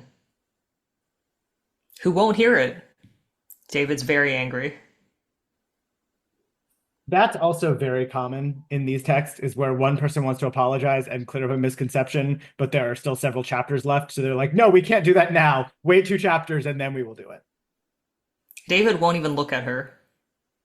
He's very upset. Chapter 10, she has this conversation with Liz where she tells her about this whole thing about how she was ashamed of the laundry and the culture and blah, blah, blah. And then Liz is like, why? I'd give anything to come from a fascinating background like yours. And Jade, people only ask you stuff because they're interested, not because they want to single you out as weird. They just want to know about China. And then Jade's like, yeah, I never thought about that before, but I see that you're right. I've been too defensive. It's there are things I could tell them. And again, it's making her be only the bad guy for this. It's not exactly fair. Mm-hmm. And so much white saviorism from Liz. Like basically all of this is only possible because of Liz's white goodness. She calls and clarifies the misconception. Now she's clarifying this thing about the fascinating background. To be fair, I don't think that's white savior so much as Liz savior. Like Yeah, Liz does that every book, and like it's more about her Lizness, which that is Which is inextricably tied to her whiteness, but I do think you're right. yeah. Then Liz convinces David, like, basically give her another chance. Like, maybe her parents aren't letting her date you. And he's like, hmm. And then we get softening from Dr. Wu. He's softening very gradually. He's asking her questions. And he's expressing interest and curiosity rather than judgment. And she's thinking, well, maybe you'll even show up. And he's like, I don't think so. That's not right. I won't be showing up to your dance, but I do want to know what it's going to be like. He says, Jade, your mother tells me you really have your heart set on dancing in the show at school. Is that true? Well, I want you to know that I don't approve of it. On principle, I think dancing in public is wrong, which we know. He's said this many times. Dancing in public is wrong. A disgrace. For anyone. So he thinks it's wrong even when, white people dance in public. That's also a disgrace. He says for anyone. That's harsh. That's really harsh, Dr. I think that's beautiful. That's equality. If it's a disgrace for Chinese women to dance in public, it's a disgrace for everyone. That's right. I like that. This is when he really expresses his true feelings about dancing in public. I really thought it was wrong for Jade, but he says for anyone, and most of all for my only daughter. However, why does he change his mind? It's not that he's thought about that, dancing is a normal thing to do. It's not that it's her passion. It's not. It's pressure. It's a lot of pressure. It's a lot of nagging. He doesn't Pressure want the from nagging. yes, pressure from two women, he says. No man can stand up to pressure from two women. First your mother, then you with your long looks. Long looks. So go ahead and dance. After all that. Yeah. Plus Eve called him. Yes, he says in his heart he still feels it's wrong. But she knew the way to get him was to chip away at him with these long, morose looks, not to defy him openly. That's exactly right. And that Who would have guessed, though, that he could go from it is a disgrace for any human being to dance in public to, well, I guess your long looks and your mom's kind of advocacy, and actually Eve, the unnamed third woman, or uncounted third woman. It just feels like, you'd think such a strong stance would require more. But you'd be wrong. Jade is getting ready for the dance and she looks in the mirror and now she likes what she sees. She makes a mental note to ask her grandmother about China.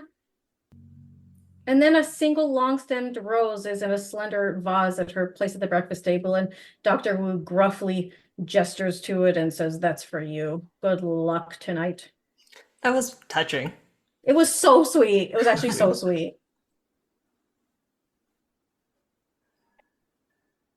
And then Mr. Wicker, the scout, the big town scout, Mr. Wicker. Oh wait, hang on. Right before that, they recap that she still has long, silky, jet black hair and almond-shaped eyes. What they do?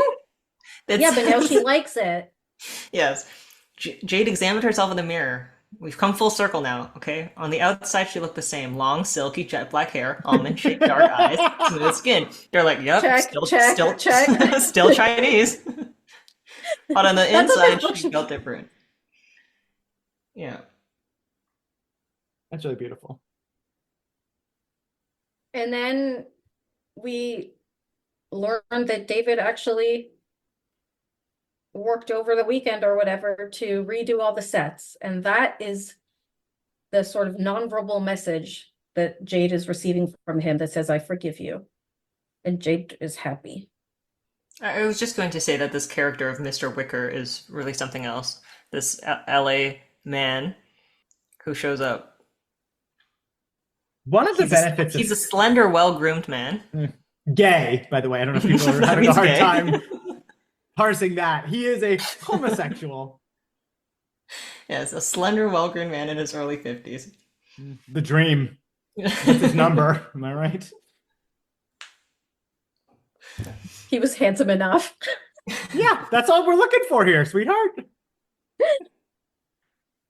One of the chief benefits of Sweet Valley is it is close enough to LA that a talent scout can just be here at a moment's notice. So if we're in play rehearsals, a talent scout can come. If we're drawing, there's a scholarship to Switzerland, like people can just come straight into Sweet Valley, figure out who's getting the role or the. And there are people commuting. Like we remember that Julie Porter's dad and Josh Bowen's mom both commute to work at the LA Symphony. So that's a daily commute for them. I think it's in my mind, it's 2 hours. 2 hours each way? Yeah. Wow. And then she does the big dance. Well, And her eyes scan and we get the moment. I mean, this is the Sister Act 2 moment of it all. We see Cheryl Lee Ralph walk in and sit right next down to Jade's mother. Her grandparents are there too. They took some time off from the laundromat. and she knows she's going to dance like never before. I mean, for 15 minutes, they only gave us one paragraph. And we often comment on, like, with sports scenes, there's a lot of sports writing that is very detailed and kind of is elaborated. I'm like, damn, like, for this long solo we've been hearing about the whole book, all they said was that she was fluid and graceful and it was incredible. And then that's it. Maybe dance writing isn't where she shines, unfortunately. Dr. Wu, after this dance, he's come right around. I think someone slipped him an edible. I Oh, think that makes the mom has been sort of weaning him on to edibles this past 2 weeks, and that is what sort of gradually has, and now he's just flying high. He's flying high compared to someone who very, very recently, I think yesterday, was still saying it's an absolute disgrace, debase yourself. No one should dance in public, no human on earth. He ran away from the dinner table. I mean, he ran away. And he's smiling. He's clapping, he's smiling. Too harsh. Yeah. Some of these people seem very nice. And then all it takes from David is asking their permission to take her out or whatever. And they're like, young man, how wonderful. Yeah. You know what, though? I'm like, Dr. Wu would actually be such a good reality dating show, like someone's dad. Because I do always notice on, like, Love is Blind or even on Love Island that it's like,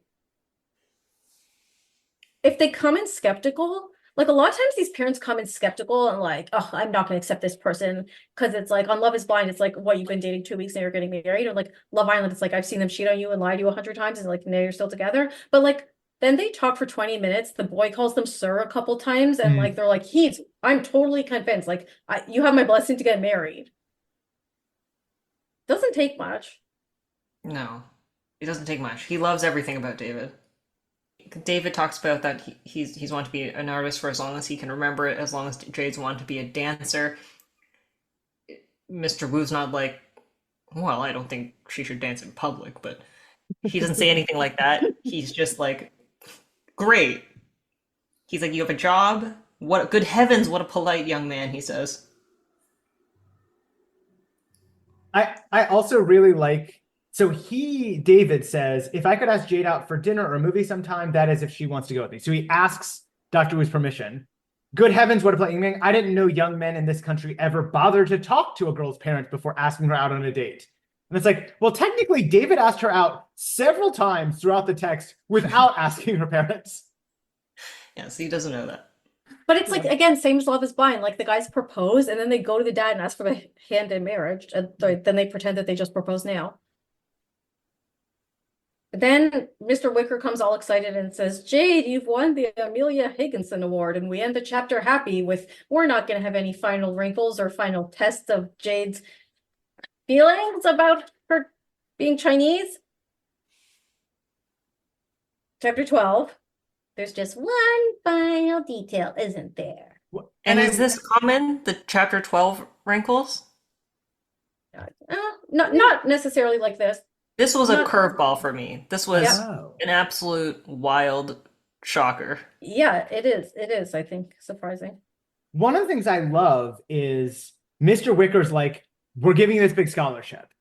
Dr. Wu came closer to Jade and put his arm around his daughter. Can you tell us more about this internship? He asked. And then Jade panics and is like, what if Dr. Wu objects. And in my head, I'm like, oh, Dr. Wu is just going to be like, you can't do this, which would be a reasonable thing regardless of ethnicity. Like it's reasonable for dad to be like, you're not doing this thing that's far away from home, etc. But of course. Well, Mr. Wicker said, there's just one thing, and he's taking them to speak privately. Amelia Higginson is from a terribly old, very established family. You know what I mean, don't you? Jade looked at him blankly. Not really. Well, I was just going to mention something about your name. You see, I think it would be better for all concerned if we presented your name to Miss Higginson as Jade Warren instead of Jade Wu. Much better anyway for the stage, for your future, don't you think? I'm sure you won't object to a tiny little thing like that. I did think this was done really well in terms of just how he presented it. Like the fact that someone would slide this in and like be indirect about not actually say the words and just sort of try to like sneak it in there and then use these like euphemisms like old fashioned, like did feel realistic. I'm sure you love this because, of course, at the end of the text, who is the villain but a homosexual? This is homophobia in action, people. This is just like making me Jafar or Ursula. And Jade pushes him. She's like, why? And he's like, oh, because she's eccentric. And she's like, yeah, but why? But why? But why? Is it because it sounds ethnic? And he's like, well, yes, of course, I don't feel that way, but we have to go along with the terms of the internship. And that's what I think you should do. Just go along with it. It's really nothing. And he's like, please, please, just sign the form, sign the form. Your entire future could depend on this internship. And she has her big moment. And she says, tell Miss Higginson that I accept prizes in my own name only, Jade Wu. Otherwise, I can't accept your prize. Thank you very much. And there's stunned silence. And he's like, this is a momentous decision. This could make your future if you give it up. You haven't given me any choice, she said. Everything I do with my name, my family name, and that's all there is to it. I won't pretend to be something I'm not, Mr. Wicker. So I'm afraid I'm turning your internship down. And then Dr. Wu is so proud of her, her eyes filled with tears. And this, we've talked a lot about interpolation and people being named and the call and the response and which identities do they want to inhabit. And, at the end, she's saying, I'm inhabiting this identity. And then they get to go to Guido's, the pizza, and everyone's happy. 3 huge slices of pizza Jade got to eat. Sounds like a dream. Mm-hmm. Quite Luckily, an appetite for a girl your size, David says. Yeah. David, actually, before he comments on how much she eats, he does do an imitation of Mr. Wicker, which we can only assume is no homophobia. Oh. Yeah. We get the resolution to Ned's midlife crisis, which is him being like, well, you guys really tired me out with all those exercise classes and disco. I guess I am okay with being middle-aged. And I learned something from Jade Wu, which is we all have to accept who we are. And they giggle and say, just promise you'll burn the purple tie. And then cliffhanger? Yeah. So oftentimes we get like little things planted throughout. This one was like Not. It's just at the end of the book, there's this extra thing. Hey, Jessica said, her eyes focusing on someone across the lunchroom.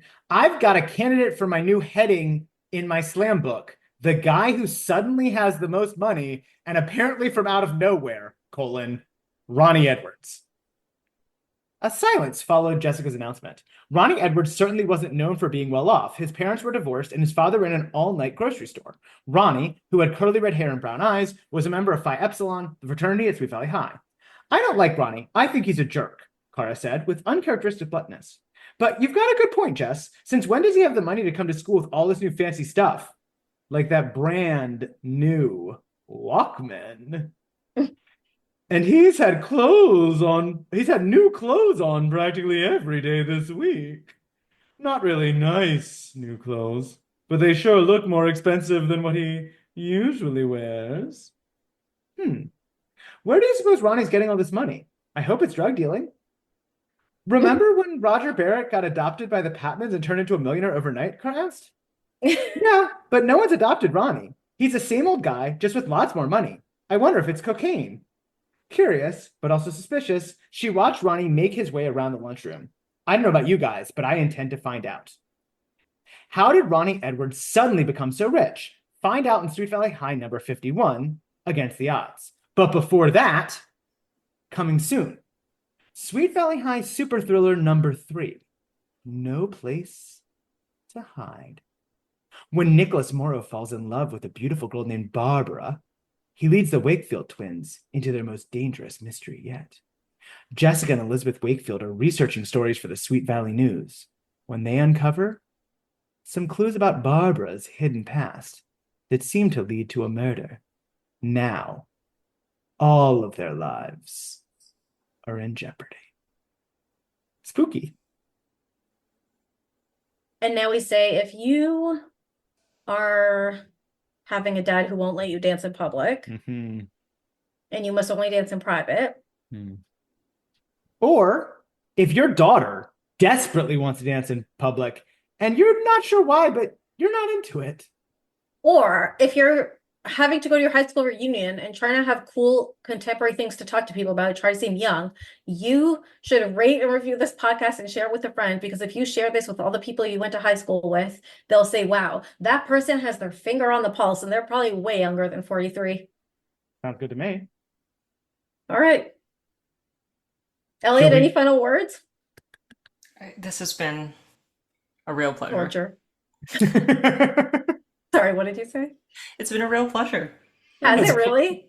It's been very enlightening as to what kind of materials you two have been reading for the last few months. Elliot, we were truly thrilled to have you. And we love that our listeners get to know a little bit more about the creative brain behind the artwork and theme song that they've come to know and love from Sweet Valley Hive. Should I close with the bamboo quote? Yeah. Please. This is, and you can, I'll just read it first.